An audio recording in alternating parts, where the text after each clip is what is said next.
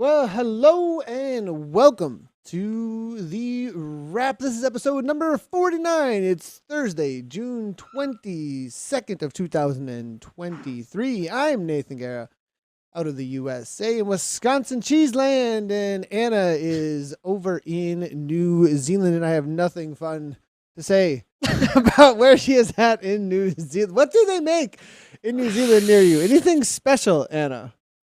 Well, it's dairy. New Zealand is like the home of exporting dairy. Wait, you think so I guess wait a second. What? Yeah.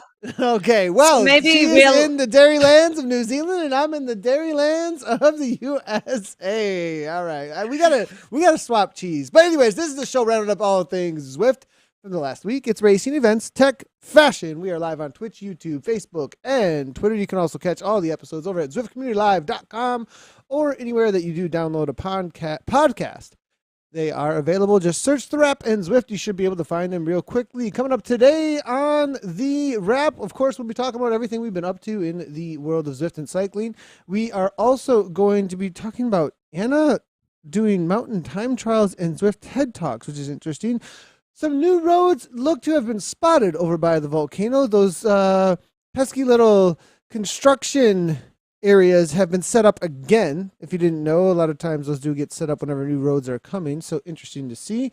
We are also going to be talking about some of the old school in real life esports events that have gone down in the past. SISU Tour is coming for July.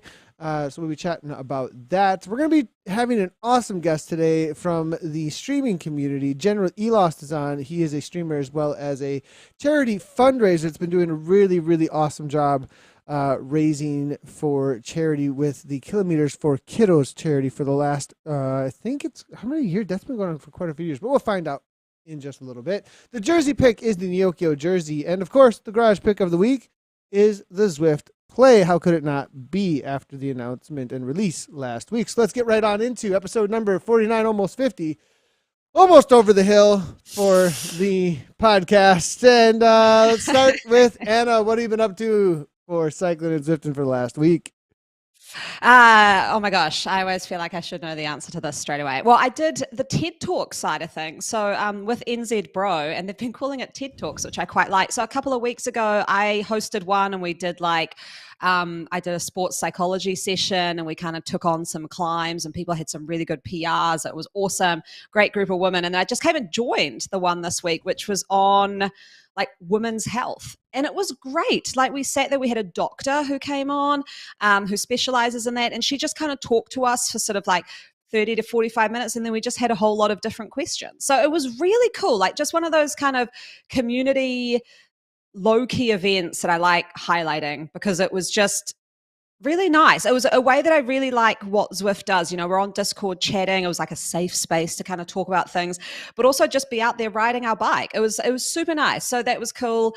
What else? On Indie Valor, I've been doing these mountain time trials and set a 45-second PR because someone beat me. And then I was like, well, I want to go out and beat them again. And so I went and did that, which was not so much fun, but God, give me a leaderboard and I can't help myself.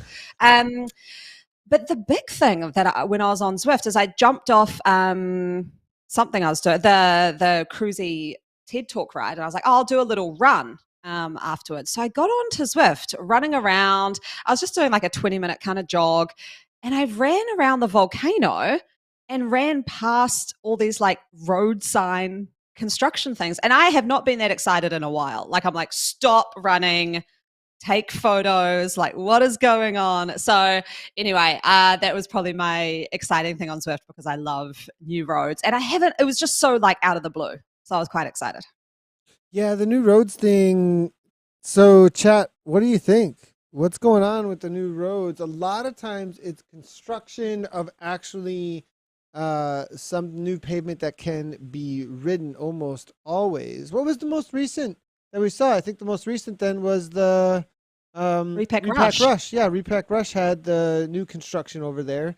Interesting enough. So the new roads that are most recent are not entirely whole new space that's going to be going on that you can I I don't know. That's interesting. Like, it's not new roads how we generally would see new roads. Are we going to see more of that? And also, Zwift straight up just like promoted the new the climb portals. portal. So, Yeah. I mean, if you put two and two together, it's gonna be the portal. It's got to be the portal, right? Like, well, because they said one is. I'm pretty sure they said you, and I know that you know way more than me, so you can just sit there and smile while I speculate. But I think they did say one would be around the volcano, and then I forgot where the other one was. So I looked at it and was like, oh my God, it's the climbing portal. And then I saw Zwift released like a teaser, and I was like, okay, cool. So that's it. So that kind of like piqued my interest. And then it kind of made me think that we've got our episode 52 coming up soon, which is our 1 year anniversary of the pod, which is bananas. So I think we'll do like a little portal something rather for that one. So keep tuned. So episode 52. I guess I just got committed to doing some climbs on episode 52. Oh, yeah.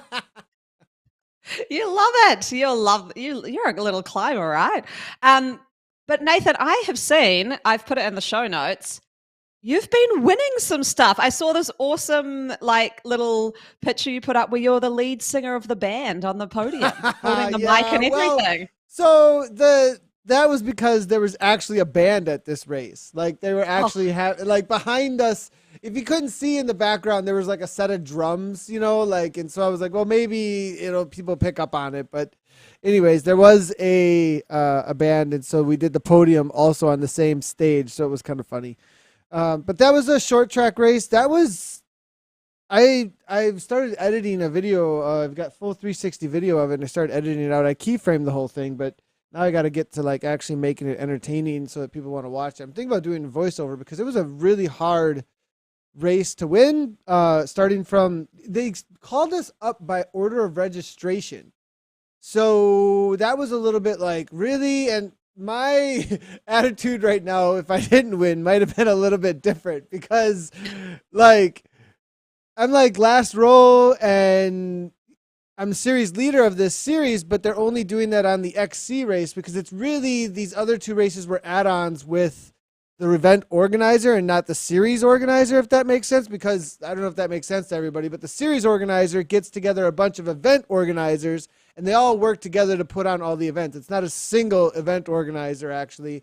The Wisconsin Off-Road Series, part of the reason why they're so successful is because they have local event organizers who benefit from the event coming to them, and it's like a shared business venture at each and every one of these places. So, so the short track, though, back row, somebody popped their chain off like immediately in front of me, broke it, literally. It's on the video. I don't know if I'm going to keep it in there. I felt bad for him because this guy also, like, the younger guy, I think like a high school or a little bit older.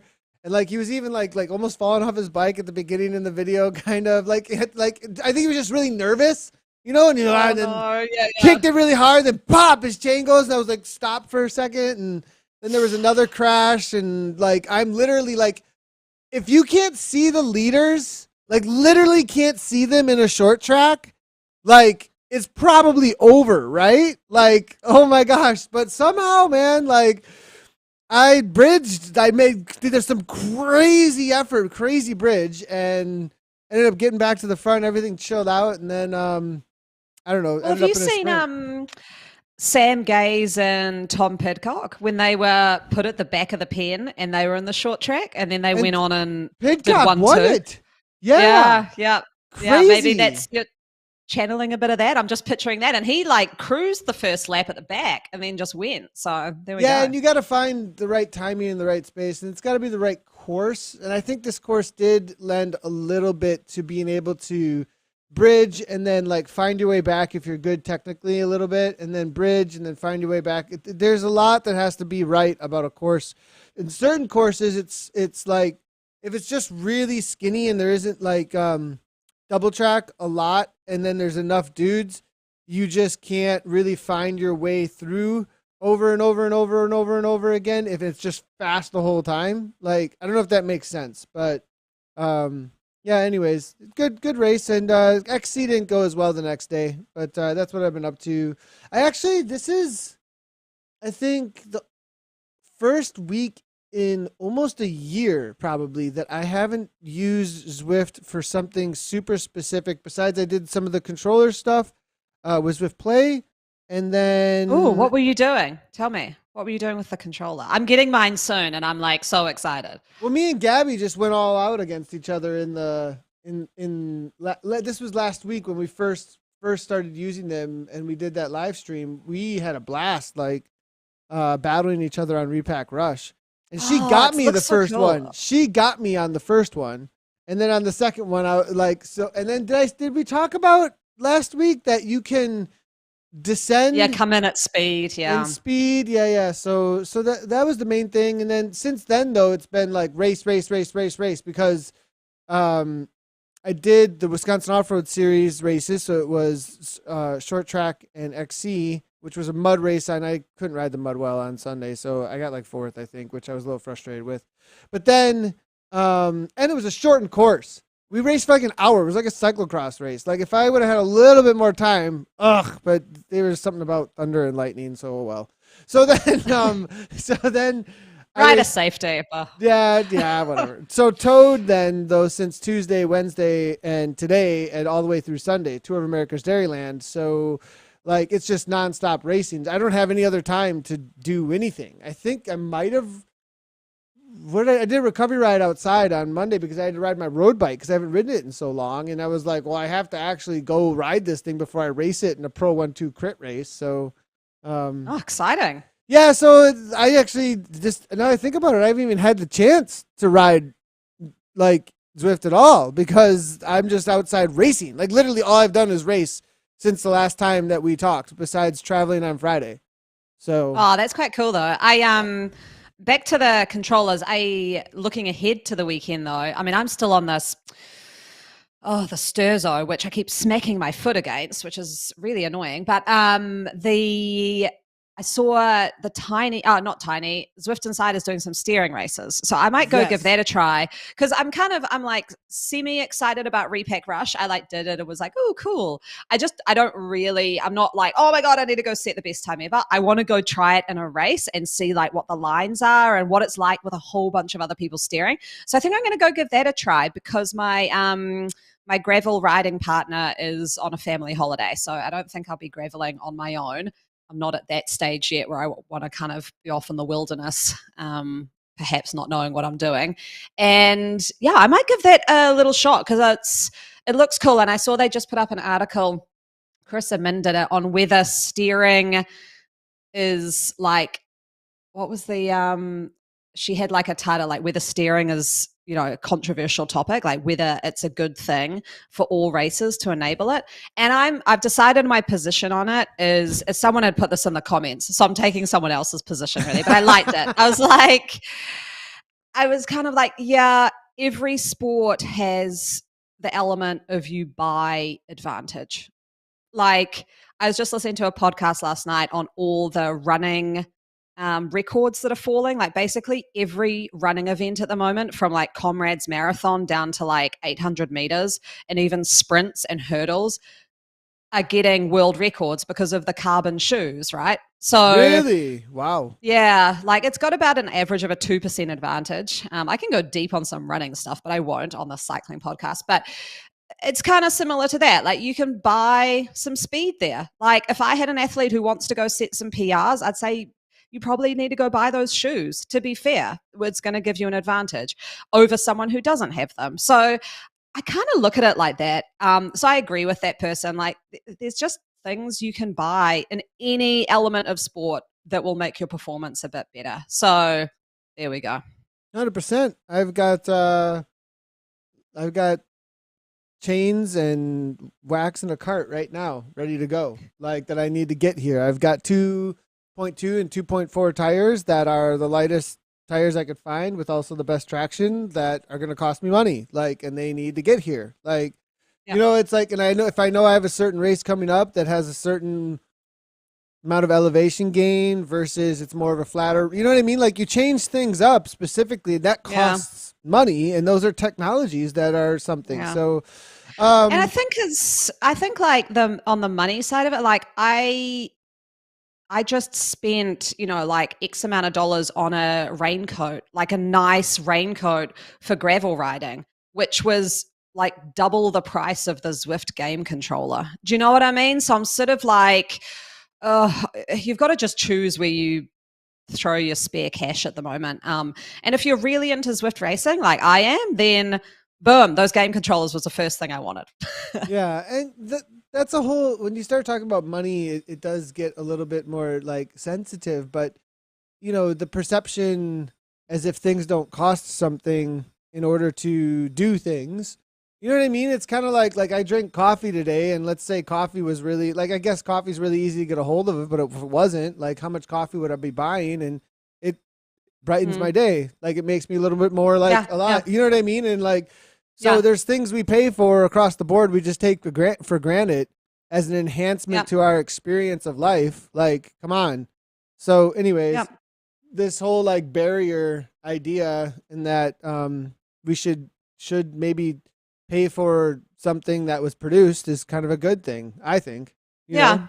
Yep. Pretty cool. Yeah, so, okay, absolutely. I want to show a little bit about this, actually. This is Eric Schlange from Zwift Insider running the first Zwift Insider race with steering. Everyone, it's steering required. Steering required. This is the last 500 meters. And he actually wins the race, I believe, because of the steering. They're starting to throw down the power-ups. They are out on Crit City. As you can see, they're setting up for the sprint. And I don't think he had the better sprint here. I'm not positive completely. I've only watched the very, very end of this in a reel that he made. Starts to ramp it up. He's leading out 11.6 watts per kilogram. Maybe he did have the better sprint. No, 13 from stair guard. 14 watts per kilogram coming from stair guard, right?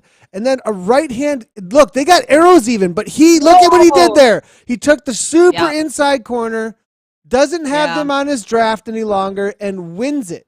So because he cut them off his draft and took the super inside corner, he ends up taking it down.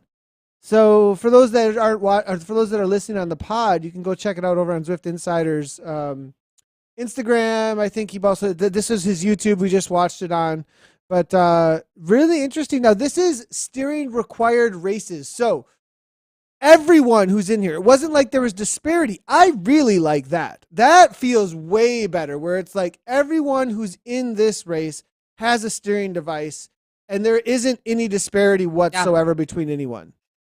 So they've got those races coming up this weekend. I know that there are a few options. I think there's one for me at like 6 a.m. on Sunday morning. I'm going to be that, I don't know, maybe tune into my Twitch stream if I live stream it, because I will be frustrated as hell because I'm still on the Sturzo, and I'm probably about a gazillion times I'm going to smash my foot into my wheel and be so annoyed where I just want the little pedals to like steer, right? Because as well, I've been doing what you said, which is I got my best, like in the last 4 years, I got my best 5-second power last night. And Nathan, I got in the drops. And actually, like, did that the low side to center of side. gravity. Oh, so good. But you look at Eric's steering video, if I'm doing that and steering, you can tell instead of like the little adjustment on the sterzo, I'm going to like oh my God. Because you saw him kind of like, doing this little bit of you could tell he was focusing on his handlebars a little bit. Whereas you're going to be like this, like it's going to be like you're sprinting with sideways handlebars. Oh, no. So my person's probably going to fishtail into the finish line. Okay, now that's the feedback to the people who are out there saying it's more realistic to go like with the handlebars. And I'm kind of like, it's crap. It is so bad. Well, okay, I'm not going to say that. But like, I mean, no, it's not. Like when I'm sorry, it's not more realistic because you don't actually steer your bike. If you're steering your bike mainly from your handlebars, you're really doing it wrong. Yeah. I'm sorry, but like you steer from your body and then the bars kind of guide things a little bit. That's like the first lesson in biking when I get out on a mountain bike, especially this one, like gets super accentuated in coaching when you get to the mountain bike because they're just like, wow, all over the place. So you steer from your butt. You steer from your butt. Okay, I'll think about that. I need someone though who may know if I can lock off the sterzo, Because at the moment, it's got this huge ability to go either side, which is blocked by my foot. So if someone can tell me if I can lock it off to just be a certain area, that would be perfect. Then you're not going to get any swearing. But then, I mean, probably people You're not going to get any swearing. Like swearing is a feature. Swearing is a feature of this product. It says it in like really great. Uses AAA batteries. You know, it's got this kind of technology. Swearing's included. Yeah. Oh my god. Okay. So I'll be hitting that up, and that will keep us on track here now, Anna. Anna's like, okay, I am. I know. I'm like quickly looking at the show notes. I do want to shout out that, which I was in the office. So I work for Triathlon New Zealand, and we went out for like a team breakfast, and they just mentioned in passing that TriNZ has sent 2 youth athletes from these like esport youth hubs and all of that to Singapore. What? For this IOC week or 3 days to race in the e-duathlon. I didn't even know they had an e-duathlon. So I want to shout out that at 3:00 today, my time. So we're looking at like 6 hours. Wait, the arena games terrible. part 9 of all hours this? away. Is that what they're talking about? Or no? Yeah, the arena games. Yeah, so there's no pool, and it's not one of the finals. So Zwift. So I did a bit of digging. The Zwift part of this, like James Barnes and stuff are in. That's like the finals. This is an exhibition. So the arena games bit there is on today in like about 9 hours time if you want to watch it. I was super pumped. We're sending a couple of young athletes there off to Singapore. So cool experience for them. They get to go race in this. And as we were chit-chatting, I was telling our director of high performance about our conversations on the Wrap about the IOC and esport and whether it's taken seriously. And he's like, oh, well, I've just been reading through the IOC presentation on like their guiding principles, kind of, I guess, for want of a better word. And one of them is there were 15 and they went across a whole bunch of things, you know, like stay drug free, all of that kind of stuff. And one of them was encourage the development of virtual sport and further engage with video gaming communities. And there's like a few bullet points underneath it. So yeah, so I know last week I might have been a bit down on it. Like I was kind of like, I don't think that they're taking it seriously. But then it's actually in one of their sort of like chartered documents. So I like it. I felt better about that. Nice. Very cool. Yeah. That's, I mean, I did notice a lot on the interaction with the gaming community. Some of the promotion, the communications out there, like the messaging was this like reception of the gaming community and like okay, like this is something to include in this space. That was the way that it was coming across in some of the, like, not the straight up like well, maybe even on one of the Instagram posts there was a podcast that the IOC was promoting actually, that was discussing esports and its involvement at the Olympics, and I really liked how they framed it. It was pretty cool. I definitely would suggest going and checking out a lot of what the Olympics are doing. If you are into the Zwift space and the racing space specifically with Zwift, but then like the IOC is also trying to include a whole bunch of other things to receive a community into this space that's highly, highly competitive. I think one of the things, and that is a point to make, is, you know, at the world level of esports, it is not anywhere near to Cheeto eating couch lazy. Like, I'm sorry, but it's training hardcore 8 hours a day with your team to get things exactly right. And yeah, it's really interesting. There's actually with somebody maybe we should try and get on the pod too. CS:GO pro player who's recently got into triathlon in the last year or two, and is a Zwifter actually. And he just posted the other day record numbers. I think it was 1.5 million concurrent users on CS:GO right now. And like, it's a record breaking still. And it's one of the most old school esports around. But he's also someone who in the last 10 years has like lost a ton of weight and has gotten really into Zwifting actually, which is really cool to see. So he might have a really good perspective in this space. Nice. To bring in. Yeah, I'd love to hear what you have to say. Do you know who else? I don't know if you've been watching the Netflix Tour de France series. You seen Yeah, I it? watched the whole thing in one sitting. Yeah. Oh, of course you did. Of course you did. So, episode 7, the second to last one, where it had David Gordou. Yeah, and Did he you was a see total him sitting streamer there and on gamer, Twitch? Twitcher. Yeah, I know. and he was playing pro cycling manager like Benji. I didn't know that this game was so popular. I actually want to play that game now. I was like, that looks epic. And like, it was so meta though that I don't know if you saw on the clip, he's managing his own virtual self in his own team. And then he goes off and races. I was like, this is epic. But anyway, there was a side note that like, wow, there are some like pro tour riders who are pretty into gaming. So Nathan, I was digging through, on a little sort of bunny trail, and I came across an article. How did you get to this? I want to know how you got to this. It was through the Olympic esport thing, and then I'm kind of just Googling like virtual racing Olympics, and for some reason this came up. So it was 2017. This was like 2 years before I even knew Zwift existed. Mm-hmm. And it was in Vegas, and I know it was streamed on Zwift Community Live, so I knew you would know a lot about it. And I've clicked the link to go to Cyclogent virtual rankings, and there's no more website. So I guess maybe give me an idea, because it said, and the reason I wanted to bring it up is because the races were officially sanctioned by the Cyclogent virtual rankings group. And I know Zwift, not Zwift, but eSport, we don't have that. We talked about it last week. We had Zada, but that's not a great example of it because it's Zwift side, and there wasn't like a group that looked over everything like WADA does on the sports side.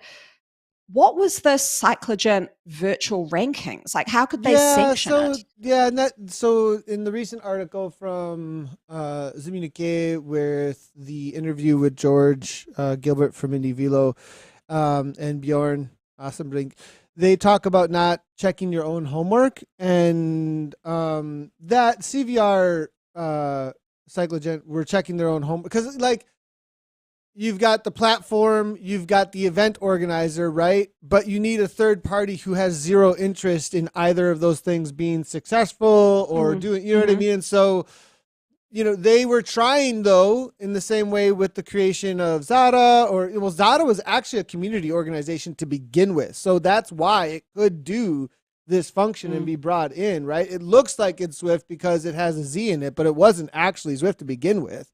And so, so that was definitely an internal thing to CVR, but at least they were trying to do something there. But we didn't have any of the policing at that point. But your question was, what is this event? This was the first the second in real life event. We had one in Roanoke, Virginia. And it was a smaller event, but we invited in some pros. Jeremiah Bishop was there actually.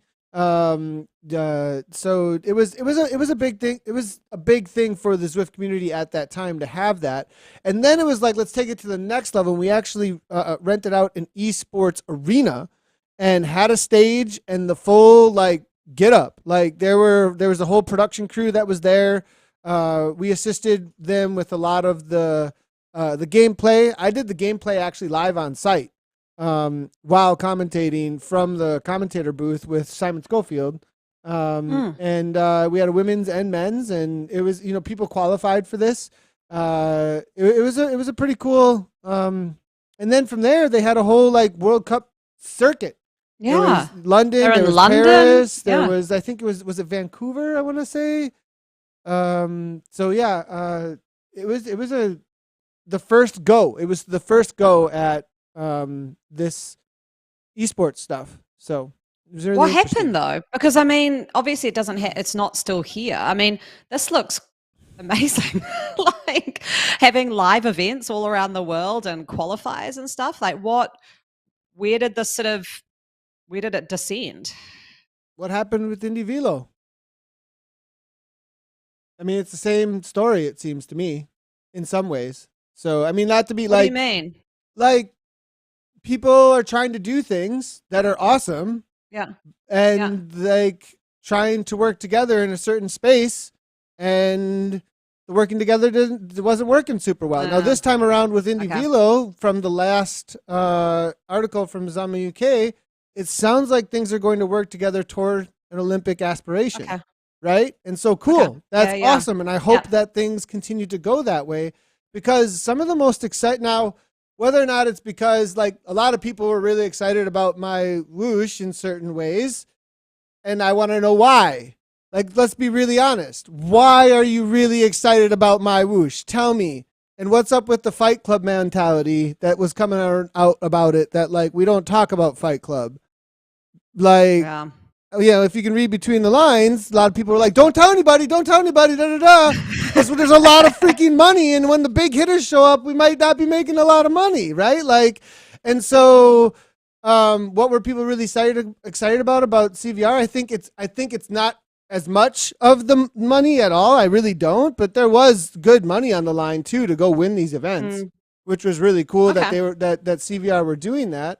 So anyways, yeah, that was the first go, and kudos to Frank for really going for it, and he really believed in it, obviously, and then he ended up creating his own platform because it was were things ready. Now that's one thing is like, what platform did he create?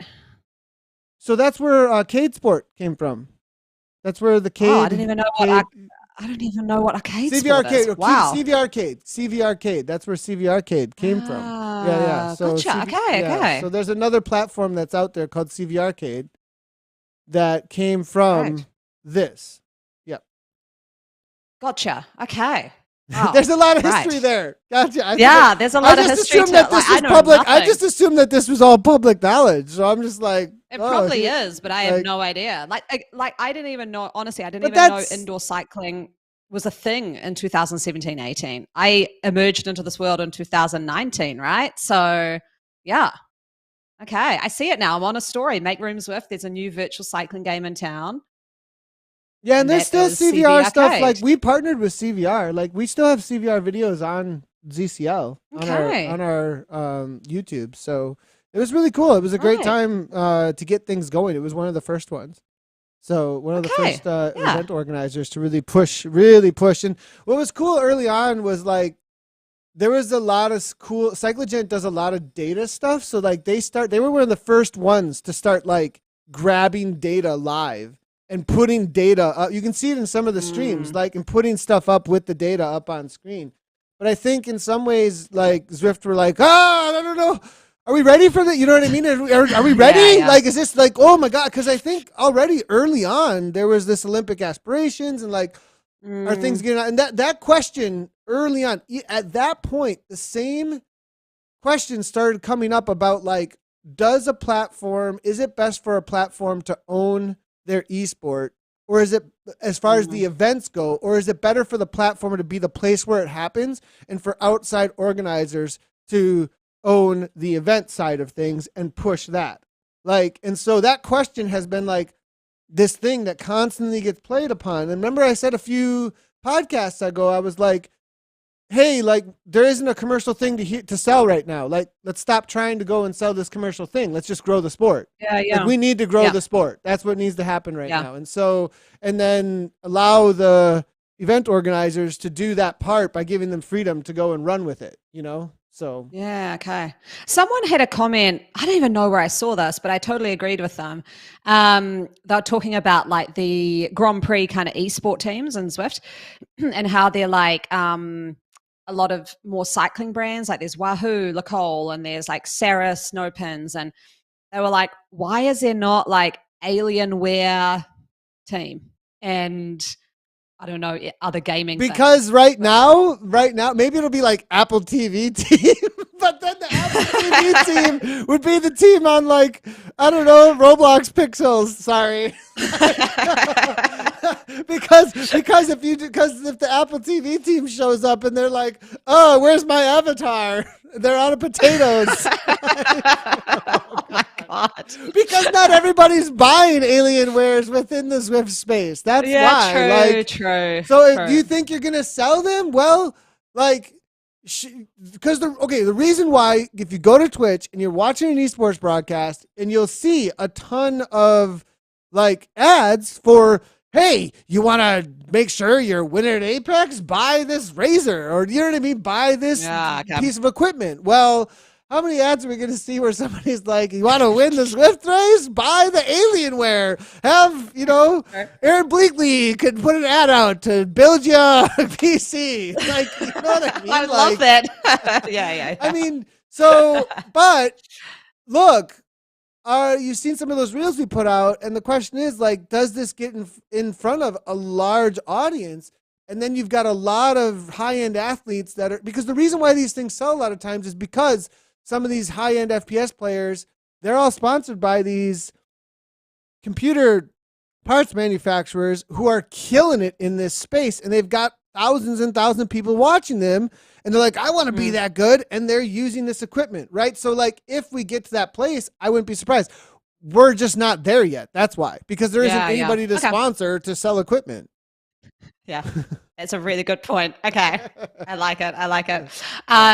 Maybe when we see that sponsor come on, we know we've like transitioned to the gaming space. 100%. Well, let's go ahead and jump on in with our guest. We'll talk about SISU Tour toward the end of the broadcast to tell everybody what is coming up. GeneralElost, I've known this guy for quite a while, actually, within the Twitch community. GeneralElost, good to see you and the program. Streamer charity fundraiser, probably just got done, still recovering maybe from Kilometers for Kiddos, because that is 147 hours of 30 plus Twitch streamers, and you are kind of the guiding force around all of that. GeneralElost, what's the program, and how you doing today? Thank you for having me. I'm more recovering than for yesterday doing the OG racing series. Did Richmond last night, and I don't know if I have legs left after that with what everybody did. It's a tough one. It's definitely a tough one. But you've been streaming what year did you start streaming Zwift on Twitch? And like, how long have you been streaming on Twitch? Actually, is the first thing I wanted to ask you. So I've been streaming since 2017. I used it as a gap because I moved to Colorado and didn't end up with a job. And I'm like, hey, if I'm going to play games while I'm job searching, I might as well, hop on a stream. Started streaming Zwift it was my New Year's resolution for 2020. So January 1st, 2020 was the first time I turned on Zwift and did a stream. Yeah. I really like that I'm seeing your face, GeneralElost, because I've been emailing with you and I was like, what name should I use? Is that your actual name? Because that name is like crazy. And he's like, no, it's a pseudonym, but it's great to see you and your face, know that you're a real person.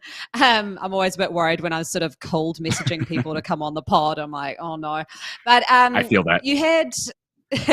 I came across you because there was a Zwift Insider article written about the Kilometers for Kiddos, and I saw that you were kind of the spearhead for this cause. I didn't see the Twitch streams because I read the article after they had already happened, but I went back and sort of had a look, and you've done some really cool, like, innovative stuff with it. But I guess I wanted to talk a little bit, why Kilometer for Kiddos? What is it? How have you been doing this for a few years? I think you've been doing about 5 or 6 years, right? This charity ride, and you're kind of expanding it each year. So charity fundraising I've been doing for about 6 years. K4K has been around for 3. This is the 3rd year. I'm trying to keep track of everything because it feels like it never stops. So I personally have been fundraising for 6 years. I started in 2018.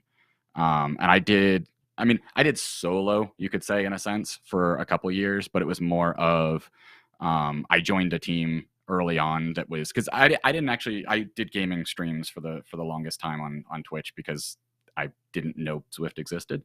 So I basically stuck with gaming for all of the charity until I jumped in with Zwift in 2020. I think I tossed in a day of Zwift. And then it got to the point where, the team that I was on everybody was gaming. And so as soon as I switched to Zwift, and it's like, well, I don't know, you would expect a charity fundraising team, you kind of help each other out with, oh, I need incentives for what to do for this game, or I need moderators for this so that I can help clean up my chat, or just you're kind of going back and forth and everybody's in the same mindset.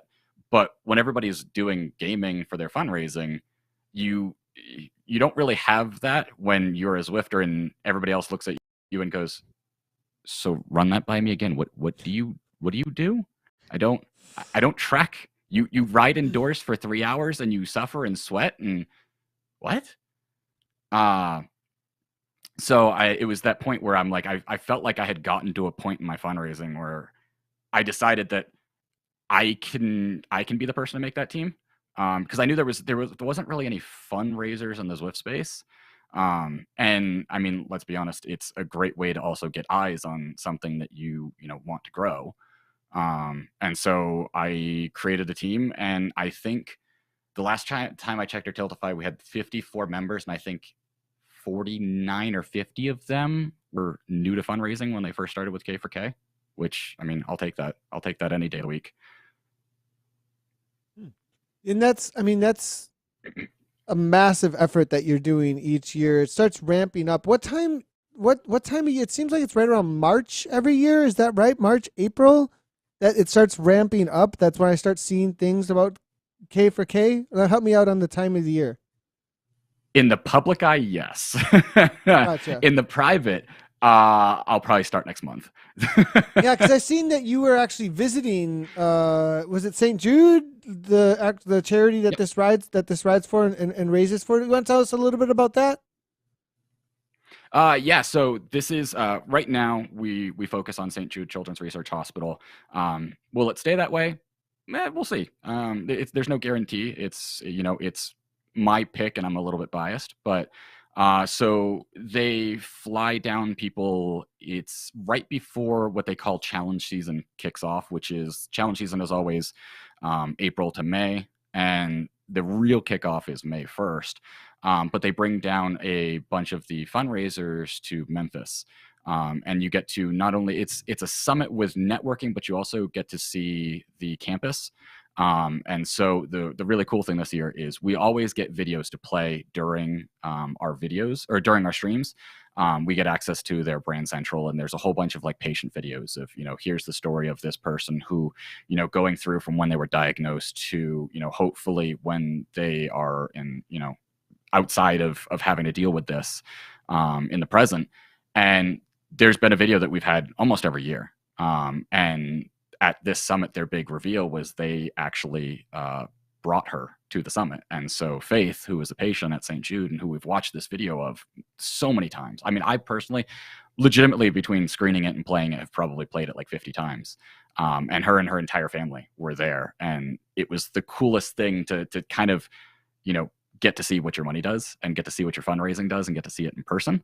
And then, with the summit, it's that thing of I get to bring it back to the team. And eventually my goal is to get people from K4K to come with me. But we're working on that. Not yet, but we're getting there. What do you mean come with you? Help me understand. Like, you mean like the people from your organization of Twitch streamers to come with you to the summit. Got it. Yeah. There is, it's not publicized, but there's definitely requirements before they bring somebody down. Because I mean, you have to imagine it's 100% out of their pocket. We don't pay a cent. Their goal is zero sum. So they pay for our tickets, our hotels, food, everything. And so there's a goal that you have to hit, which, you can guess at times, but you get to a certain point and you get invited. And, the whole thing is once you're there, your family, and you get to come back every time. And we're slowly working on some of our people probably getting to get there soon, which I'm excited about because, I've met a whole bunch of people from when I was a gamer on Twitch, and I'm excited for the possibility of kind of flooding the campus with some Zwifters. And some athletes. Nice. That's awesome. What's the vibe? What's the, do you find that the gaming vibe and so Twitch Zwifters who use Twitch as their streaming platform might already be a little bit more toward the gaming genre, you know what I mean? In personality and stuff. And so, but do you sense like this little bit of I guess you guys haven't all been there yet, so there isn't this, but I definitely, when I went to TwitchCon 2017, like, I'm a gamer, so I could just like slide in. Like I kind of chameleon pretty well, like amongst some things, but like I'm definitely not at Eurobike. I'm not at, you know what I mean? Like, and so how do you fit? Does that happen? Like, did you get a similar experience to what you felt when you were on the other team for fundraising that you then swapped and made your own team, or not really? The good thing is, like with TwitchCon, I feel like people are there for so many different reasons. It can be, there's people that are there literally just to do business and network. There's people that are there as the community.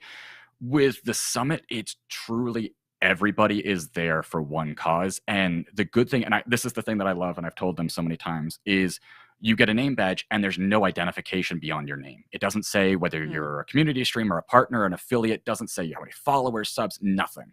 And so, I mean, this year, and I'm sure, everybody will know the name Dr. Lupo, who is, was the largest Fortnite in the streamer Twitch community. alongside In the Ninja Twitch community, everybody will know. I'm like, who? Yeah. No, like, okay, Oh my everybody gosh. else, YouTube. everyone else, YouTube now no too. clue. Like, I know who Dr. He's Lupo YouTube is. now, so. I was That's like, okay. is he That a is doctor? exactly okay. So Hospital? look, General, that like in your mind, like you were thinking everybody, of course, but like I've removed myself enough from gaming for a while that like I had to jog my. Oh yeah, Dr. Lupo, duh. Like, and I totally know, but that's what I'm talking about. What you just said is a prime example of this little bit of a. And this wasn't necessarily one of the topics today, but there is this split, and I think you felt this split within the Zwift community, and we put out a reel yesterday where Anna straight up said, like, are we being too rigid of calling this cycling when is it gaming? Is it cycling or is it gaming? And these two communities, my goal from 2015, the first time I started streaming, was to marry these two communities together. And it's been like, can we go to counseling? Like, I've been like literally like, oh my gosh, like we need to hold this thing together because it feels like it's falling apart. Like, and do you feel like, what's your sense on that, General? Because I feel like you're trying to push this awesome thing forward and you've seen so much good. Because I know about all the money that's been raised for charity and the amazing good causes that have happened through the Twitch community. And I have a feeling you've got that in the back of your head a little bit about the Zwift community that you're trying to build around charity and streaming. And I see comments about stuff like that right now in the chat, actually, about how Zwift is a great platform for that. So do you want to maybe talk to that tension and what your goals are around all that? Yeah, it's definitely, I mean, it's every time that I tell somebody, especially at something like the Summit or TwitchCon, that you do Zwift, and they're like, "What?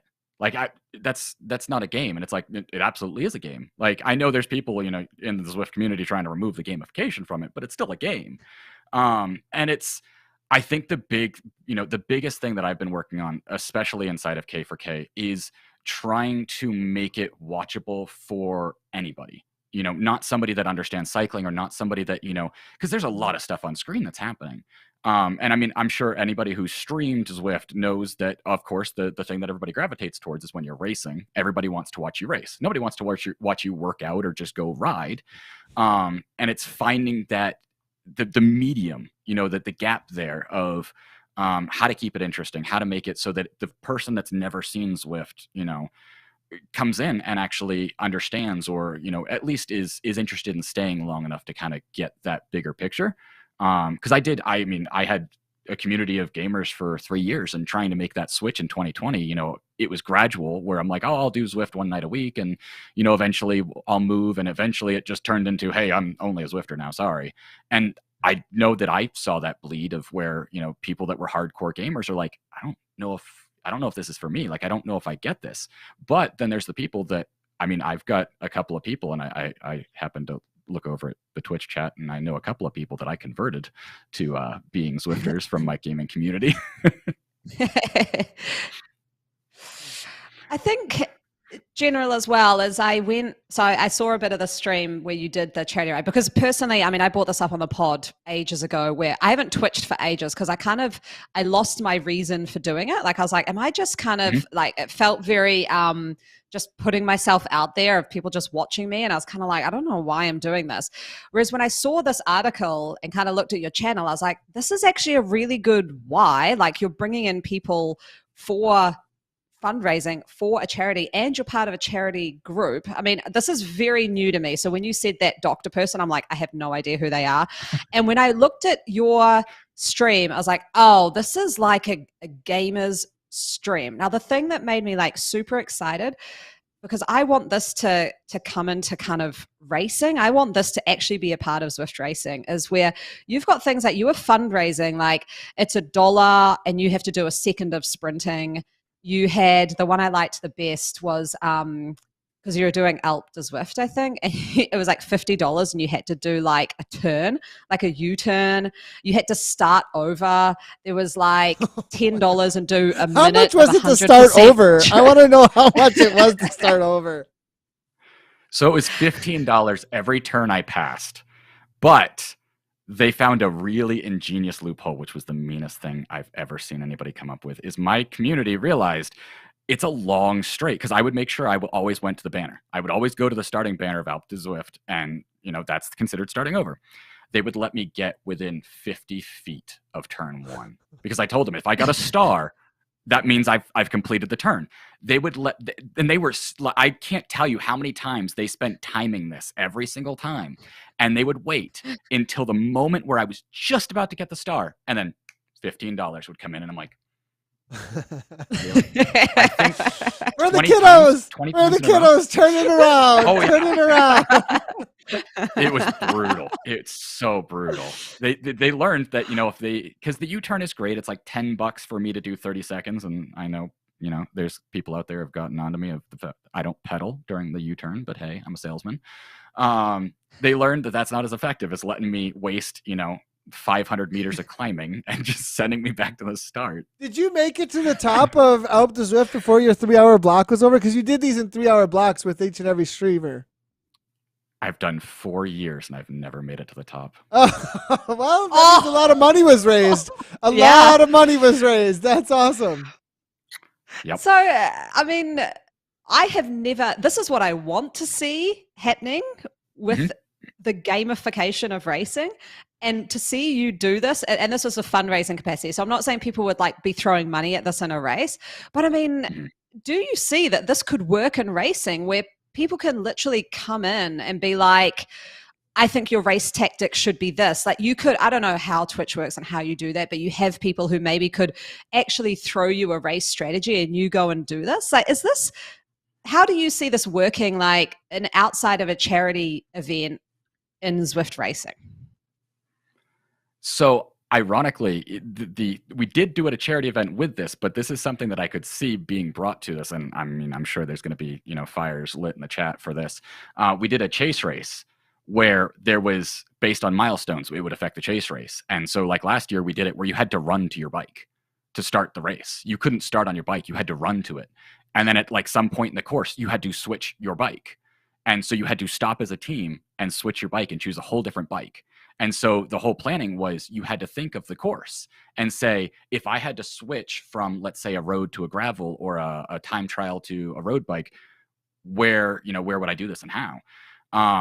And I mean, I think anything that you can get to have chat or community interaction or something, that is such a latch point for people to get involved in the content. Anytime that somebody can go, I'm not just watching you, but I'm going to impact what you do, that's how you get people to stay. Because I mean, if charity has taught me anything, people aren't going to be kind to you. They're going to make it harder. And if that's the goal too, oh boy, are you going to get a workout.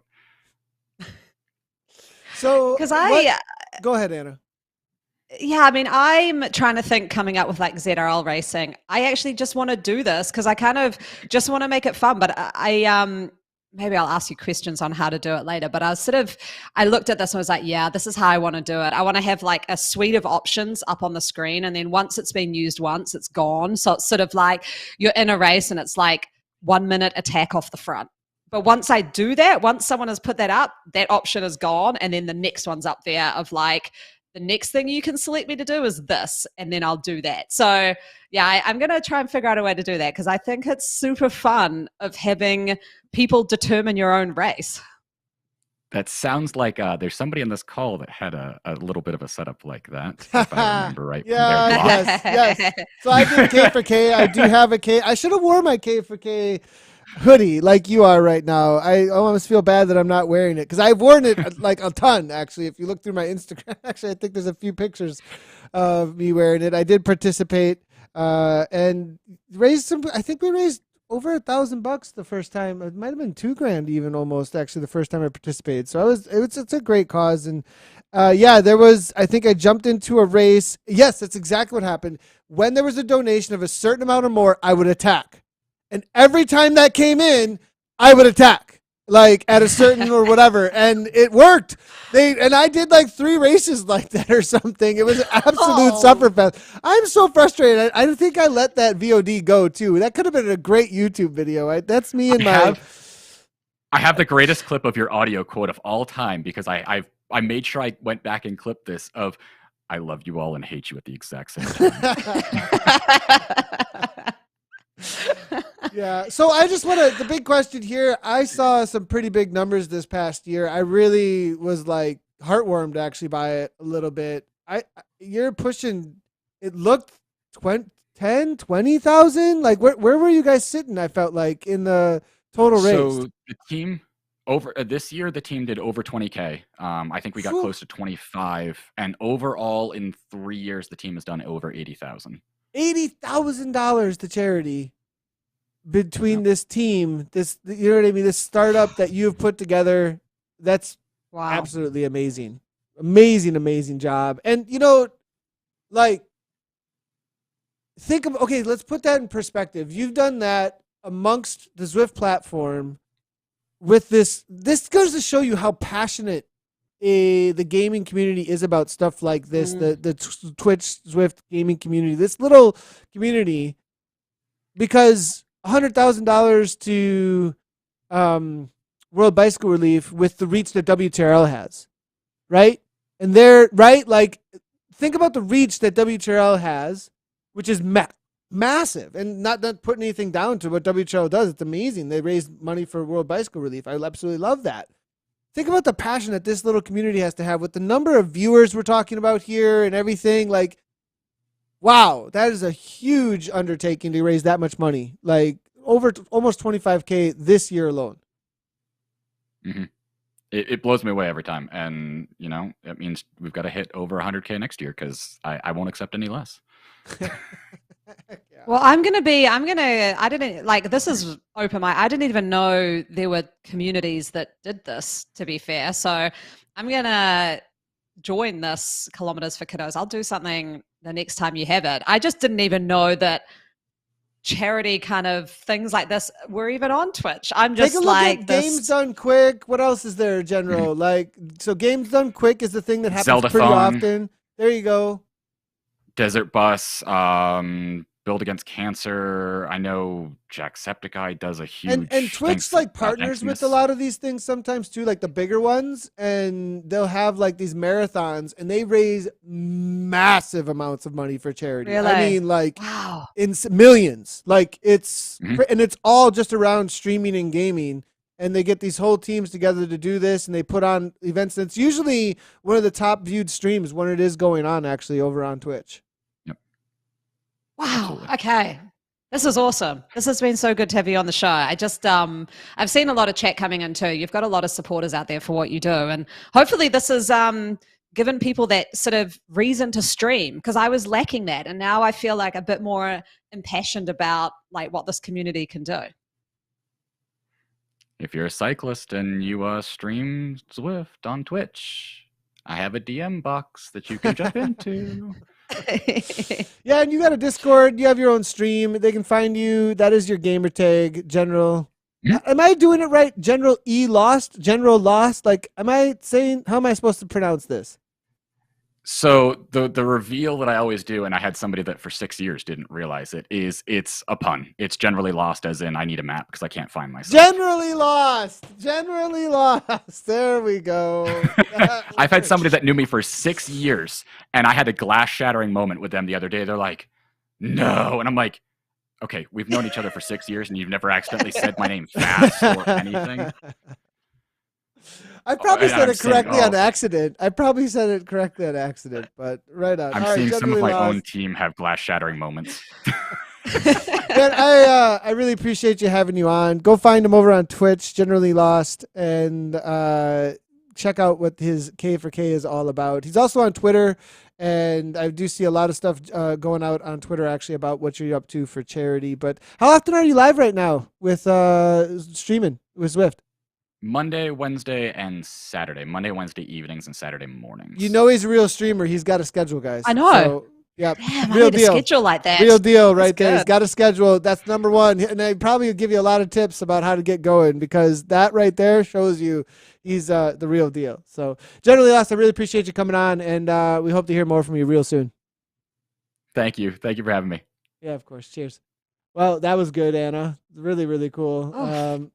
Love what is going on there. And you can see the energy, the professionalism behind it as well. And I think when people think from the cycling world, the traditional cycling world, looking toward gaming, that might not be expected. You know what I mean? More like, my kids play video games on the couch. What are you talking about? You know? Yeah, that was really great to have him on, actually. I do not know enough about gaming and Twitch. I just kind of, I go on and stream some stuff really occasionally. But I think, when I went on and saw his stream and the charity side of it and all the interaction he had, like, there was so much interaction. Like, I was like, this is amazing. Like, why can't this happen more? I mean, and I guess people who listen to this pod know that I am definitely like having this can two exist in my head thing. Like, can cycling Zwift and gaming Zwift exist both at the same time? And this is kind of why I wanted more of a gamer side to it. And we had Benji on as well, he was more of a gamer side of it. And I think, no, that's really interesting. That Benji was the gamer side, someone who's like main personality on Lantern Rouge podcast. Like, wait, what? I know. And this is where, okay, 2015, I said this multiple times, like in interactions directly with Zwift, top, level execs, as well as within the community and the streaming, is like, yeah, just wait till all these gamers grow up a little bit. They put on the freshman 15 and then they get a job and they got to get in shape. And they like gaming a lot, right? And they're playing Pro Cycling Manager, like we see, like, or whatever. Like, come on, like, there's the reality of a need here with people who have grown up gaming, and now you can put those two together. And I said, maybe our culture isn't quite ready for it, but now we have IOC involved, bringing esports in. I don't know. Do I got a prophetic edge? I'm just gonna leave that alone. No more tooting my own horn. And I think as well, I mean, Nathan, I mean, you're a visionary, right? In this, like, you would have seen this years ago, right? So everyone's got to catch up. So I guess you've got to sit there and play the kind of patient game. But it's sort of, I think the pandemic was good for Zwift in certain ways, but I think and I'm kind of thinking of this as I say it, so excuse the fragmented way I'm saying this, but I think when the pandemic came in, what it did was brought a whole bunch of cyclists onto Zwift because they couldn't cycle outside. So for a couple of years there, the platform really deviated into the cycling hardcore space. Now what's happened is I've seen that's kind of deviated away a little bit again, because we're all open and people are out back riding on roads. And a lot of those people have not renewed subscriptions, especially over the summer months. And so then it's kind of like, well, where's our sort of deep base here? Like, who are the people who will stick around? And maybe they're finding the people who are sticking around are those that are a bit more into the gamified experience of Zwift. And that's what we're seeing with, climbing portals getting released and game controllers. And I don't know, that's just kind of maybe a bit of food for thought to think about, is the audience has potentially shifted away from where it was in the pandemic. And you bring in the business perspective there about like, well, okay, who are we serving? Like, what is it? Who is our product for real?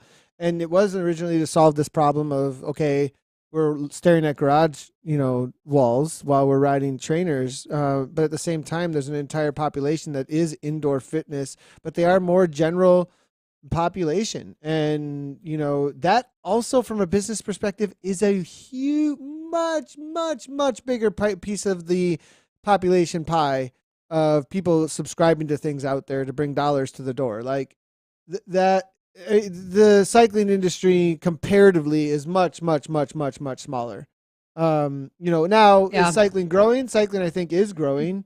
and maybe there's some crossover there. But yeah, you want to pull. There's just a lot of people who have a need. There is a need there, and that's one of Vision Cycling's things. Like my whole thing with starting Vision Cycling was like making cycling a traditional household sport will reduce healthcare costs. Like it just will. Like it's a participatory sport. It's not a armchair sport. People tend to cycle if they're into cycling, and it will make people's lives better. And so, that's a cool goal to also get to the general population and reach more people to be pedaling bikes because it's good for them.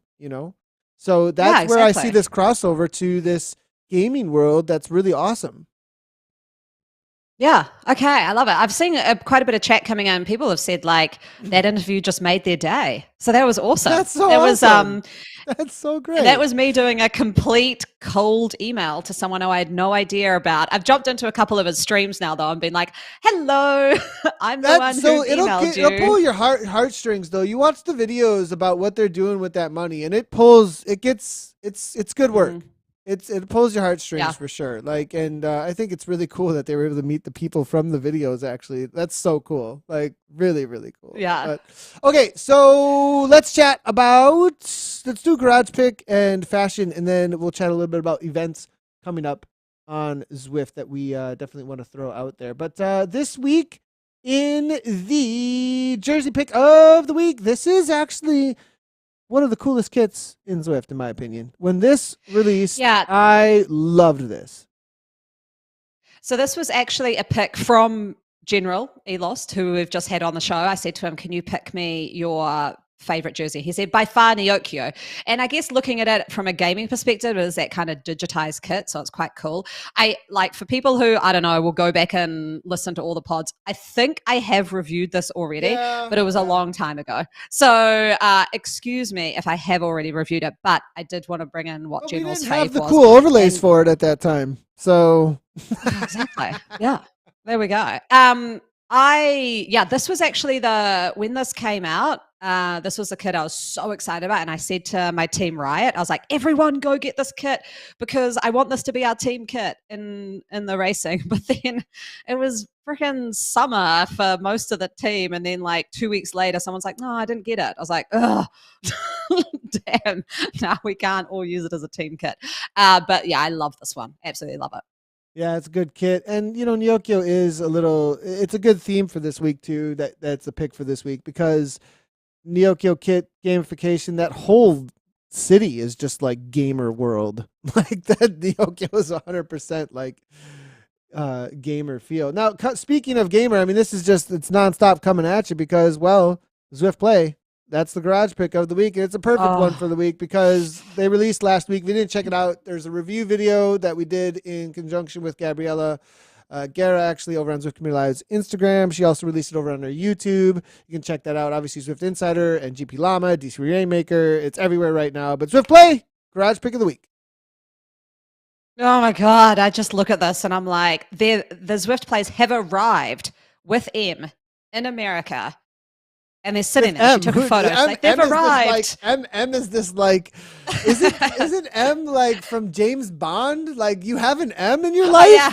Like what? I've got an M. You're actually a top secret agent, and you have someone managing you. Anna's coming to the U.S., but it's actually because she's a spy. What is going on here? I know. So she was originally going to post them, but I'm actually heading over to the US in a few weeks for a very, very short 3-day conference. But she will meet me there and give me these controllers, which I am so excited about. I can't wait. I actually just can't wait. Like I don't know if I've people don't know who M is. Are we going to reveal who M is? Oh, sorry. M. Shall I not? I'll leave it. I said it. I screwed it up. Oh no. Oh, Nathan. Sorry. My bad. Nyquist. There we go. Who I feel like organizes my life because she does also organize my races, and it's been amazing. So she's also a part of like our social promotions too. People will figure it out eventually. I think maybe I don't know. Anyway. Yeah. There we go. I like Sweet. He said M is everywhere and nowhere at the same time. M is eternal. There we go. That's like the biggest shout out to someone I think we've ever had on the show. But I do want to say, I am so excited about them. And I think I get overly excited about things and maybe overly emotional, but I am very excited to have these because I can see my little, oh my God, I had this moment with my husband, right? Where I'm like, oh my God, these are arriving. Look at them. He's like, didn't you just buy that little like hotkey switch that you use for that? I was like, it's just like, who are you? But that only does a space bar. This does steering and braking. Oh my gosh, I love it. And I was just like, yeah, the conversation then was like, you don't understand. You don't understand. Oh my gosh, So that's anyway, really funny. I'm super pumped. That is really, really funny that he said that. Like, I can't get enough. Like, do you have a problem? Do we need to get you a group? Do you need a group? But if you look at it, this is what I've got the Sturzo, I've got this little hotkey switch. I've been hacking what I want from these controllers for so long that I am just so excited to have it all in one space. So yeah, that is really, really good. I just really I want to shout out to the Aussies, Canadians, and New Zealanders out there. It is really unfortunate Zwift is not posting them to these corners of the world, because when this is, I guess, the part where we said barriers. Money is a barrier, but this literally isn't money being a barrier. There are a ton of people who want them and actually can't get them, and that's going to impact their Zwift experience. And I know we're not the US, and I know we're not Europe, and we're not the huge audience of it, but that is a part. I was like, they kind of need to fix that, because if you can't get on and all the races have steering and you literally want it and you can't do it, I think that is a little bit annoying. Deal. So, that's a big deal, especially on a worldwide platform. On a worldwide platform that doesn't have separated servers, even that's a big deal. And I mean, it's money that's just sitting there. So you develop the product to sell it. I don't know what it costs to open up in these places. I'm not there. You know what I mean? I don't know. But yeah, there's got to be. I want to know why. I want to know the whys. Maybe we can see if we can get some answers about that, because and if there's plans and what the plans are. So we'll see what we can do about seeing if there's plans to open up in other places. my degree is in supply chain. So if you want to figure out how to get these controllers to Australia Anna's looking New for Zealand, a job. I can help you out there. Really? No, I'm not. But I mean, I'll give some advice for free. I know we're on the other side of the world, but it's not that hard. Trust me. It's not too hard to get them here. So anyway. It's not that hard. All right. Let's chat SISU Tour, then we're going to get going here. One of the events that we are going to be definitely chatting about, because SISU is so awesome. But SISU Tour is coming up July 1st through the 23rd. It is 7 stages, so don't get confusion on the messaging there. It is 7 stages, 221.4 kilometers, 2,564 meters of climbing. Open event, as well as women's and men's GC, Team GC in every grade, and 5 time zones. And you can actually head on over to the website and see each one of the stages that are on their website. Head on over to sisu.racing/tour, and you can check it out. It looks like they actually are sponsored by the Breakaway as well. Pretty cool to see. Mm-hmm. Yeah, it's pretty good. I actually went on last night and had a look at all these stages. I'm away for a few of them it's our school holidays, so I'll be over in Aussie. But it's kind of so it is almost, 1st to the 23rd, but there's only 7 stages. So you get a couple of rest days. It's not back to back to back, which I quite liked. It was sort of, you had lots of options. And the part that I really liked, which has kind of tripped me up in the past, is the GC. It doesn't matter which time zone you do. So you could do time zone 1 for one race and then a different time zone for the other race. It'll still count towards your GC. I know some events you have to race in the same time zone every time. So that is awesome. So there's quite a lot of flexibility in how you do that. So I found actually the easiest way to do this was I joined the SISU Racing Club on companion app, and then you can kind of go into that and just check out when all the races are. I always find that the easier way to do it. I do really love that companion app. It's a good, just find it easier to organize, and then I can kind of I'll be sitting at work and I can open it and just scroll through what events I have coming up and be like, oh yeah, I've got that one tomorrow at 7:00. So that I really like. Yeah, go do it. I think there's a lot of stuff that's going to be coming up around this Tour de France time, though. I'm quite excited. Huge. Yeah, we're still figuring out what we can cover for race broadcasts around it. So we will get that announcement out as quickly as we possibly can. Also, quick shout out riders who complete 5 or more stages of the SISU Racing Tour and subscribe to the SISU Racing newsletter will automatically be entered into a draw to win one of 4 AUD 100 vouchers to use at babici.cc. They're a kit partner, actually. So, yeah, pretty cool. I'll shout out to their kit partner. Kit. Yeah. Yeah, they sent me a kit that I use, that I ride all my gravel rides in. Unbelievably comfortable. So, just a shout out there. It's awesome. Cool. Really nice. Yeah. On the event side of things, also everybody, next week, just as a heads up, we will be starting up the women's series on Tuesday, and we'll be continuing our OG racing series. Then once we do hit July, be on the watch out for broadcasts, obviously of the women's series, but then also focusing in on, I'm not sure if we're going to do the Z racing and focus there or try and shift over to more Tour de France yellow type stuff. So we'll see. Woohoo! Love Tour de France stuff. Speaking of Tour de France, although he's not at the Tour de France, so I support like IRL riders who I think just take me on this emotional roller coaster. So I really love Kasia Niewiadoma, and I don't know if you saw her recent race at the Tour de Suisse, where I just sat there with like the biggest conflicting emotions at the end of the race. It was her with Niamh Fisher-Black, who's a young Kiwi. She's a Kiwi rider for SD Works, and Kasia Niewiadoma, who hasn't won a pro race in like 4 years. And I really wanted Kasia to win, although I wanted a Kiwi to win too. I was like, come on, Kasia. And she didn't win, and I felt very disappointed for her, stoked for the Kiwi. But Primoz Roglic was the same. If you remember me talking about the Giro, was it the Giro or the Vuelta? Giro. Oh, it was Giro, yeah.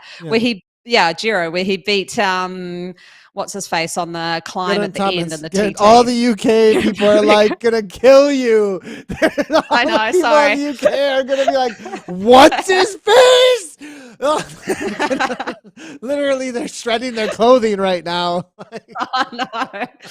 But I'm a huge fangirl of Primoz Roglic, and he has got a community ride on Zwift happening my time tonight in 11 and a half hours. It'll be 7 p.m. New Zealand time. I can't convert that for everybody, but it'll be in the morning sometime for people in Europe. For people in the Americas, unless you get up at 3 a.m, it'll probably be a terrible time for you. But yeah, tonight, New Zealand time, morning, Europe time, I'm going to go ride 45-minute ride with Primoz and chat to him about, like, give him some questions and stuff. I'm really excited to fangirl. I need to see how stacked that event is. That event must be. Yeah, so I don't think it's too stacked now, because I literally just saw it advertised before I got on the show and joined straight when we got on the show. So yeah, that will be what I'm doing. Also in time zones, 3:00 today, New Zealand time. So I think that's 8 hours-ish away. The esport racing is happening. The Olympic esports series. The Olympic esports series racing. Yeah. And we've seen a lot of posts from a lot of the athletes, actually. I've seen Lyos over there, Zach Neer has been posting. We've got James Barnes on the show next week, so he's going to be talking a lot. I've actually given him some names of people to go talk to give him some inside knowledge of where Zwift sits with like gaming and IOC and stuff. So if James Barnes has any time to be able to have him talk in to the field, Barney's Yeah. in the field for Anna with the microphone. Hey, so like, don't focus on my race. We need to get some information for Anna and the rap. Okay, like that's the highest priority. Exactly. They actually had a huge opening ceremony. Like this is, I saw the whole. This is something we should have talked about at the start, but this has just come, like, I can't believe how big. It's a full Olympic experience. They had an opening ceremony. There was like dancing, music presentation from the local like culture. They had the lighting of the torch. I mean, I was like, okay, For real, they have completely invested here. It looked like Yeah. and I wasn't sure that we were gonna go there. I wasn't sure. I hadn't seen anything until like yesterday about there being that whole side of it, that there was going to be a full Olympic experience. But it looks like they're actually doing the full Olympic experience around this, which tells me, this is the real deal, and that they are fully committed. Because of the exhibition thing, and but maybe they're going all in to see how it hits. You know what I mean? Like, let's actually do it full noise this time. See how it hits by doing it completely with the exhibition. Because if you didn't, it might be like a wah, wah. So, I think, and it looks to me like it might work. Yeah, and I think the fact I was talking to our high performance director, and he knew all about it. Like, he was like, yeah, I mean, I think Olympics, it's taking this pretty seriously, and sent me that document and did it. I was like, okay, cool, this is good. So I'm going to try and tune in today and watch the Zwift racing. And then I'm going to tune in on Sunday, my time, which would be Saturday, your guys' time, for the arena game style as well, which will be super exciting too. I think they're sending quite a lot of juniors over there. So it'd be cool to see them have a great experience doing the on being on a world stage associated with the Olympic movement. All right, real quickly, what are you up to for the next week? Real quick.